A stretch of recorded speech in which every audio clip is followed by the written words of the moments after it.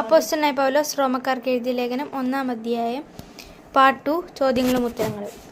26-ാമത്തെ ചോദ്യം. യവനന്മാർക്കും ബർബരന്മാർക്കും ജ്ഞാനികൾക്കും ബുദ്ധിഹീനർക്കും കടക്കാരൻ ആര്? ഉത്തരം പൗലോസ്. റോമർ 1:14. 27-ാമത്തെ ചോദ്യം. റോമയിലുള്ളവരോട് സുവിശേഷം അറിയിപ്പാൻ തന്നാലാവോളം ഒരുങ്ങിയ അപ്പോസ്തലൻ ആര്? ഉത്തരം പൗലോസ്. റോമർ 1:15. 28-ാമത്തെ ചോദ്യം. തനിക്ക് എന്തിനെക്കുറിച്ച് ലജ്ജയില്ല എന്നാണ് പൗലോസ് പറയുന്നത്? ഉത്തരം സുവിശേഷത്തെക്കുറിച്ച്. റോമർ 1:16. 29-ാമത്തെ ചോദ്യം. വിശ്വസിക്കുന്ന ഏവനും രക്ഷയ്ക്കായി ദൈവശക്തിയാകുന്നത് എന്ത്? ഉത്തരം സുവിശേഷം. റോമർ 1:16. 30-ാമത്തെ ചോദ്യം. സുവിശേഷം രക്ഷയ്ക്കായി ദൈവശക്തിയാക്കുന്നത് ആർക്ക്?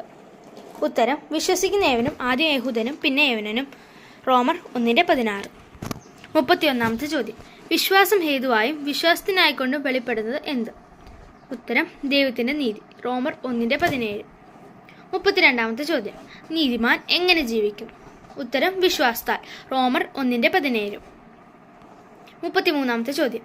അതിൽ ദൈവത്തിൻ്റെ നീതി വിശ്വാസം ഹേതുവായും വിശ്വാസത്തിനായി കൊണ്ടും വെളിപ്പെടുന്നത് ഏതിൽ? ഉത്തരം സുവിശേഷത്തിൽ. റോമർ 1:17. 34-ാമത്തെ ചോദ്യം. അനീതി കൊണ്ട് സത്യത്തെ തടുക്കുന്നവർക്ക് എതിരെ ദൈവകോപം എവിടെ നിന്ന് വരുന്നു? ഉത്തരം സ്വർഗത്തിൽ നിന്ന്. റോമർ 1:18. 35-ാമത്തെ ചോദ്യം.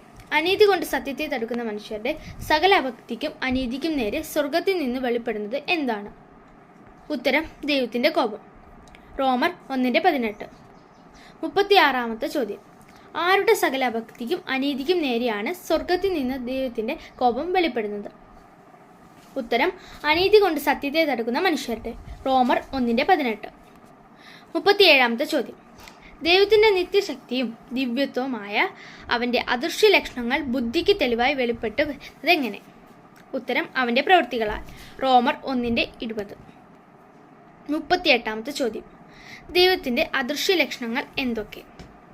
ഉത്തരം നിത്യശക്തിയും ദിവ്യത്വവും. റോമർ 1:20. 39-ാമത്തെ ചോദ്യം.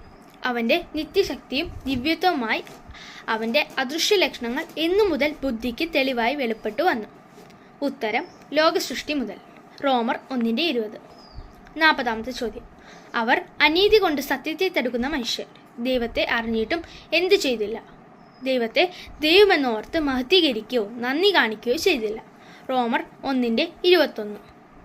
41-ാമത്തെ ചോദ്യം. ദൈവത്തെ മഹത്വീകരിക്കാത്തവർക്ക് എന്ത് സംഭവിച്ചു?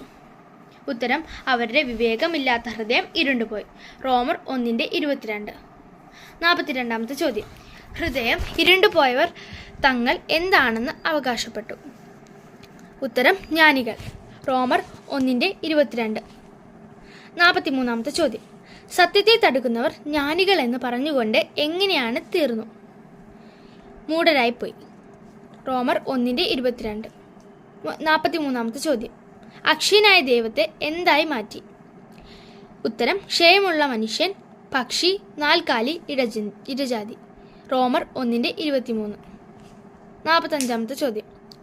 സൃഷ്ടിച്ചവനേക്കാൾ കൂടുതൽ ആരാധിച്ചത് ആരെ? ഉത്തരം സൃഷ്ടിയെ. റോമർ 1:25. 46-ാമത്തെ ചോദ്യം. അവർ വ്യാജമാക്കി മാറ്റിക്കളഞ്ഞത് എന്തിനെ? ഉത്തരം ദൈവത്തിൻ്റെ സത്യത്തെ. റോമർ 1:25. 47-ാമത്തെ ചോദ്യം. സൃഷ്ടിച്ചവനേക്കാൾ സൃഷ്ടിയെ വധിച്ച് ആരാധിച്ചുകൊണ്ട് ദൈവം അവരെ എന്തിനെ ഏൽപ്പിച്ചു? അവമാന രാഗങ്ങളിൽ. റോമർ 1:26. 48-ാമത്തെ ചോദ്യം.